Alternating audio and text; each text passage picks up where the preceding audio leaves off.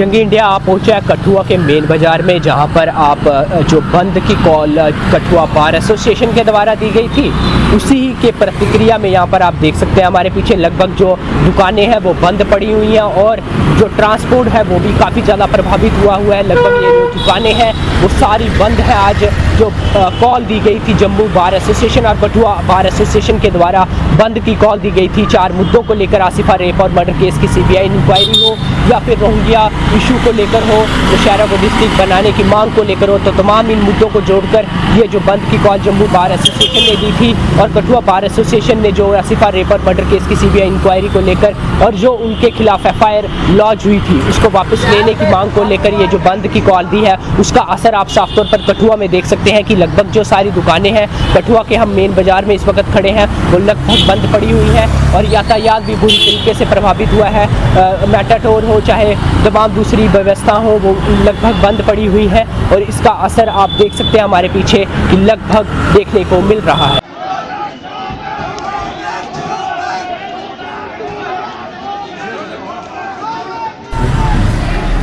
ये तस्वीर है उस दिन की जिस दिन क्राइम ब्रांच आसिफा रेप और मर्डर केस में कठुआ कोर्ट में आरोपियों के खिलाफ चार्जशीट फाइल करने पहुंची थी। कठुआ के वकीलों ने कानूनी प्रक्रिया को ताक पर रखते हुए चार्जशीट फाइल करने से 6 घंटे तक रोक कर रखा। न्याय दिलाने वाले वकील किस तरह न्याय प्रक्रिया में बाधा डाल रहे हैं आप देख सकते हैं। जब अदालतों में ही अगर इस तरह की वारदातें शुरू हो जाएं तो कानूनी प्रक्रिया का क्या होगा? भीड़ इकट्ठी करके सच में कानून को रोंदा जा सकता है? ये एक सवाल है, एक बहुत बड़ा सवाल। फिलहाल FIR दर्ज कर ली गई है, लेकिन यहाँ बात न्याय की है, ना कि राजनीति की। मिनट्स हैं मीटिंग के, उसको विड्रॉ करना है। एक सुंदरबनी बेल्ट में, रजौरी में, नौशहरा में जो उनका डिस्ट्रिक्ट बनाने की मांग है उसकी सपोर्ट है। ये 3 मांगे अभी भी हमारी उतनी ही जिंदा है जितनी पहले थी। हम स्टेट गवर्नमेंट को आह्वान करते हैं कि लोगों का सेंटीमेंट समझें, लोगों की एकजुटता समझें इस मामले में। और जब लोग ये चाहते हैं कि उनकी डिमांड्स मानी जाएं तो स्टेट गवर्नमेंट को माननी ही चाहिए। सरकार हमसे बनती है, हम सरकार के पहरी हैं, हम सरकार के चुनाव में हिस्सा लेने वाले लोग हैं। हम वैसे लोग नहीं हैं जो चुनावों को बाइकआउट करते हैं।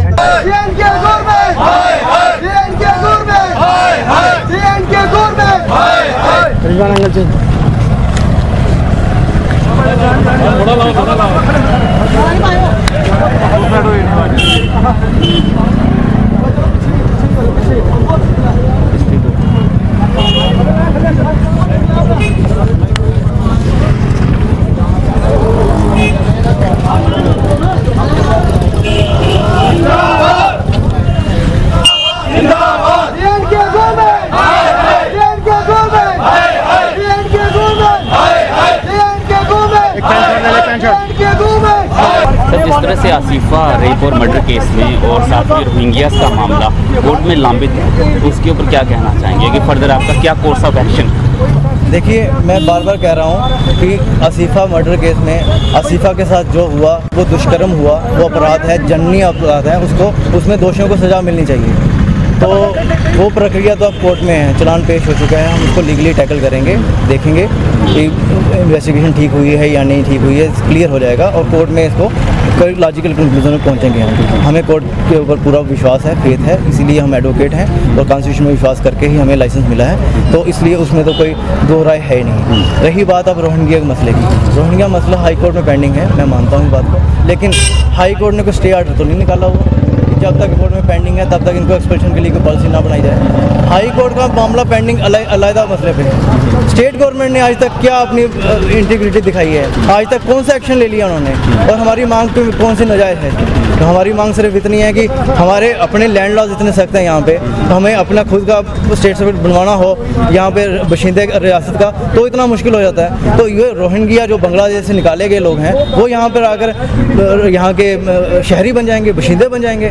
और उनके लिए कोई प्रक्रिया नहीं, उनके लिए कोई कानून नहीं, तो ये कानून सबके लिए एक जैसा होना चाहिए। तो मतलब आपकी जो लड़ाई है वो मतलब जम्मू कश्मीर का जो आर्टिकल है 370 उसके तहत रोहिंग्या यहाँ पे ना बस पाएँ, तो क्या आप मतलब कि अगर आपको ये मंजूर होगा कि वो जो रोहिंग्या है जम्मू कश्मीर छोड़कर किसी और स्टेट में चले हैं, क्या आपको ये मतलब ये एक्सेप्टेबल है मतलब बार एसोसिएशन? देखो, मैं तो अपने पहले तो कठुआ की बात करूंगा, फिर मैं जम्मू प्रोविंस की बात करूंगा, फिर मैं जम्मू कश्मीर पूरे राज्य की बात करूंगा, फिर मैं हिंदुस्तान की बात करूंगा। तो इसलिए मैं तो पहले अपने शहर से शुरू होगा। मैं तो कह रहा हूँ कि रोहिंग्या यहाँ तो प्रॉपरली अप्लाई करें अपनी हमारी सेंट्रल गवर्नमेंट। यूनाइटेड नेशन का वो सर्टिफिकेट लेकर आ जाते हैं, हाँ। वो सर्टिफिकेट होता है उनके पास, मतलब कि जिस तरह से उन्होंने असाइलम लिया है या किस तरह से वो वहाँ पर पहुँचे हैं, किस सरकार की बीच में इन्वॉल्वमेंट रही होगी, हाँ। इसमें कुछ तो सर्टिफिकेट हमने भी देखे हैं कि उनमें सर्टिफिकेट बिल्कुल ठीक है। अगर ऐसी बात है जैसे आप कह रहे हैं, जिनके पास सर्टिफाइड हैं जो लोग, उनके लिए सरकार को एक पॉलिसी बनानी है, उनको कहीं रखने के लिए उनको तरीका कर रही है तो नहीं है ना। अब आप देखेंगे कि हमारे यहाँ पे वो भिखारियों के लिए तरह रह रहे हैं, रेडी फड़ियाँ लगा रहे हैं, वो कोई बड़े अच्छे यहाँ पे कोठियाँ डाल के नहीं बैठे हुए। वो जो उनका तरीकाकार है रहने का, उनको बसाए, तरीके से बसाएं।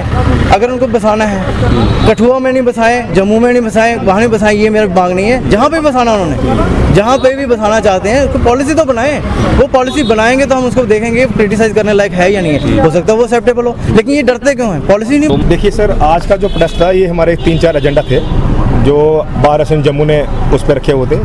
सबसे पहला था ये रोहिंग्यास की डिपोर्टेशन पे, बट मैटर वो भी कोर्ट में लगा हुआ है, तो उस पर हम गवर्नमेंट को ये बोलेंगे कि एक ट्रिब्यूनल बनाया जाए। बेसिकली एक ट्रिब्यूनल बनता है, फिर ट्रिब्यूनल को अगर आइडेंटिफाई कर दे कि ये रोहिंग्यास हैं, फिर दूसरी के जो कंट्रीज है जहाँ से आए होते हैं उनसे बात होती है, एक ट्रिब्यूनल सेटअप हो। सबसे पहले ये थी। दूसरा था मिनट्स ऑफ मीटिंग। जो मिनट्स ऑफ मीटिंग थे जो ट्राइबल डिपार्टमेंट ने निकाले थे, जो जिस मीटिंग की अध्यक्षता सीएम साहब ने की थी, हमारे सीएम मैडम ने करी थी। ये 2 होगी।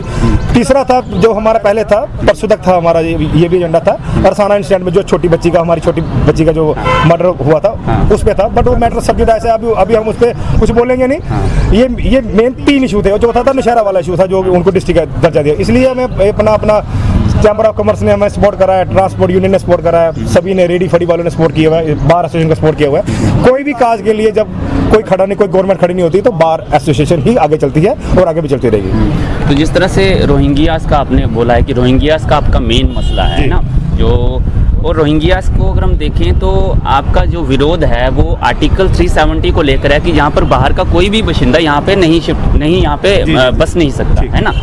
और आपका ये यहीं तक स्टिक है कि अगर यहाँ से सरकार ये फैसला लेती है कि रोहिंग्यास को यहाँ से डिपोर्ट किया जाए बाकी स्टेट्स में, तो आपको ये मंजूर होगा? सर, सबसे पहली बात तो है कि जो रोहिंग्यास हैं वो इलीगल इमिग्रेंट्स हैं, वो रिफ्यूजीज नहीं है। मैं ये बात पहले क्लियर कर दूं। नहीं, उनके पास तो सर्टिफिकेट्स भी है ना, यूनाइटेड नेशन का एक सर्टिफिकेट होता है। यूनाइटेड नेशन का सर्टिफिकेट जो होता है वो आप एक होता है sir, India is not a part of signatory. Refugee signatory का इंडिया पार्ट नहीं है। वो सर्टिफिकेट्स नल एंड वाइड है, वो नहीं बनते हैं। वो कि उनके आइडेंटिफिकेशन के लिए कि हाँ जी ये लोग बाहर से उठ के आगे हुए हैं, इलीगली आए हुए हैं। सर, हमारे होम मिनिस्टर ने पार्लियामेंट में वो झूठ नहीं बोल सकते, उन्होंने पार्लियामेंट में बयान दिया था कि दे आर इलीगल इमिग्रेंट्स। तो इनको यहाँ से डिपोर्ट करना बनता है। ट्रिब्यूनल गवर्नमेंट सेटअप करे, इनको बाहर, इनको भेजे वापस म्यांमार भेजे। बांग्लादेश ने इनको म्यांमार में वापस डिपोर्ट कर दिया हुआ है। अब इंडिया पता नहीं कब करता है। हमें बड़ी होप है, अपनी सेंट्रल गवर्नमेंट से होप है। स्टेट गवर्नमेंट का तो फेलियर है। स्टेट गवर्नमेंट तो हम कुछ भी इनसे उम्मीद रखेंगे नहीं। ये सिर्फ वोट बैंक के लिए रोहिंग्या करते हैं। वोट मिल गया, सरकार बन गई, अब इनका बोलना बंद हो गया। तो स्टेट लेवल पे भी हम ये मूवमेंट बनाएंगे आगे? सर, गांधी जी की ये कंट्री है, ये देश है। वायलेंस पे हम लोग विश्वास नहीं रखते, नॉन वायलेंस पे चलेंगे, पीसफुली प्रोटेस्ट करेंगे। परसों भी हमने पीसफुली प्रोटेस्ट किया था, बट अनफॉर्चुनेटली पुलिस ने हमारे पर एफआईआर लगा दी। बट हम सर पीसफुली करते रहेंगे, आगे भी करते रहेंगे। सर, हमें क्या है, हमें तो काम करना है, हम लोगों के लिए बोलना है। जहाँ कोई खड़ा नहीं होगा वहाँ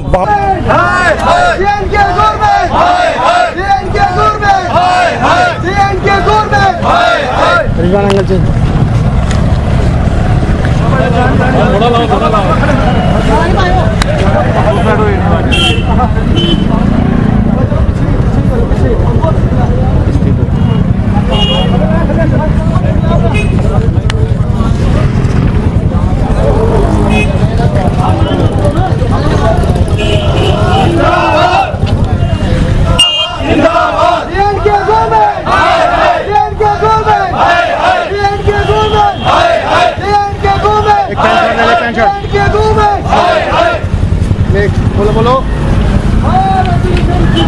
जिंदाबाद जिंदाबाद जिंदाबाद।